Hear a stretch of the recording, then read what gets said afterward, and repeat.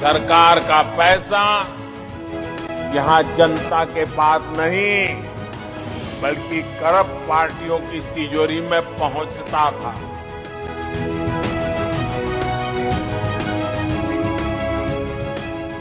नागालैंड की सेवा करने की अधिक ताकत दें, इसलिए मैं आज आपके पास आया।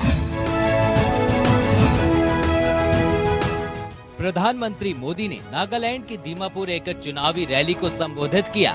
मोदी ने कहा कि कांग्रेस ने नागालैंड की सरकार को रिमोट कंट्रोल से चलाया। दिल्ली से लेकर दीमापुर तक इन्होंने परिवारवाद को ही प्राथमिकता दे रखी थी, लेकिन हमारी सरकार ने पूरे नॉर्थ ईस्ट के लिए दिल्ली की सरकार की सोच को ही बदल दिया है। कांग्रेस ने पूर्वोत्तर को एटीएम माना हुआ था। सरकार का पैसा जनता तक नहीं बल्कि करप्ट पार्टियों की तिजोरी में पहुंचता था। लेकिन हम पूर्वोत्तर के 8 राज्यों को कांग्रेस की तरह एटीएम नहीं बल्कि अष्टलक्ष्मी मानते हैं। पीएम ने कहा कि हमारा ये प्रयास है कि दिल की दूरियां भी मिटे और दिल्ली से भी दूरी कम हो। बीते 9 वर्षों में मैं खुद दर्जनों बार यहाँ आया हूँ। नागालैंड को पहली महिला राज्यसभा सांसद देने का अवसर भी एनडीए को मिला है। मोदी ने कहा कि अपने लोगों पर अविश्वास करके देश नहीं चलता।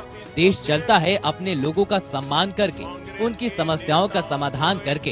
पहले जहां नॉर्थ ईस्ट में बांटने की राजनीति चलती थी, उसको हमने बदला है। प्रधानमंत्री ने कहा कि एनडीए सरकार सबका साथ, सबका विकास, सबका विश्वास और सबका प्रयास के मंत्र पर आगे बढ़ रही है। हम गरीबों, आदिवासियों और महिलाओं के विकास पर बहुत अधिक फोकस कर रहे हैं और इसीलिए हमारी हर योजना में इन वर्गों को प्राथमिकता दी जा रही है। हमारा ये प्रयास है कि दिल की दूरियां भी मिटे और दिल्ली से दूरी भी कम हो।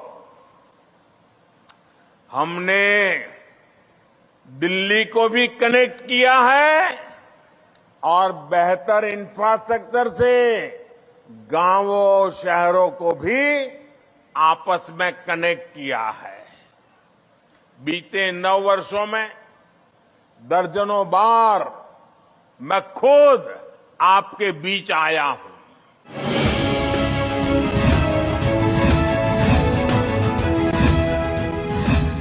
नागालैंड के बाद पीएम मेघालय पहुंचे, जहां शिलांग में उन्होंने एक रोड शो किया। पीएम ने राज्य के 3 स्वतंत्रता सेनानियों यू टिरोत सिंह, यू कियांग नांगबा और पा तोगन संगमा को पुष्पांजलि अर्पित करने के बाद शिलांग शहर के बीचों बीच खयान दाई लाद क्षेत्र में रोड शो किया। बाद में पश्चिमी मेघालय के तुरा में पीएम ने एक चुनावी रैली को भी संबोधित किया।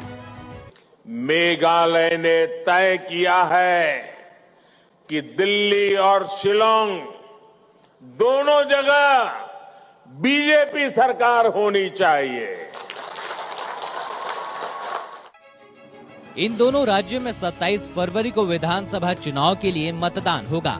मेघालय विधानसभा की 60 सीटों के लिए 27 फरवरी को होने वाले चुनाव के लिए 375 उम्मीदवार मैदान में किस्मत आजमा रहे हैं। राज्य में सत्तारूढ़ नेशनल पीपुल्स पार्टी 57 सीटों पर चुनाव लड़ रही है, जबकि कांग्रेस और बीजेपी ने सभी 60 सीटों पर अपने उम्मीदवार उतारे हैं। यूनाइटेड डेमोक्रेटिक पार्टी के 47 प्रत्याशी मैदान में हैं। वहीं नागालैंड विधानसभा की 59 सीटों के लिए चुनाव मैदान में कुल 183 उम्मीदवार हैं और उनमें सिर्फ 4 महिला उम्मीदवार हैं। एक सीट पर बीजेपी के उम्मीदवार निर्विरोध जीत हासिल कर चुके हैं। सत्तारूढ़ एनडीपीपी 40 सीटों पर चुनाव लड़ रही है, बीजेपी 20 सीटों पर, कांग्रेस 23 सीटों पर, जबकि एनपीएफ 22 सीटों पर चुनाव लड़ रही है। मतों की गणना 2 मार्च को होगी। पूरे नागालैंड में आस्था की जरूरत न पड़े, इसके लिए हम दिन रात ईमानदारी से जुटे हैं। Bureau report.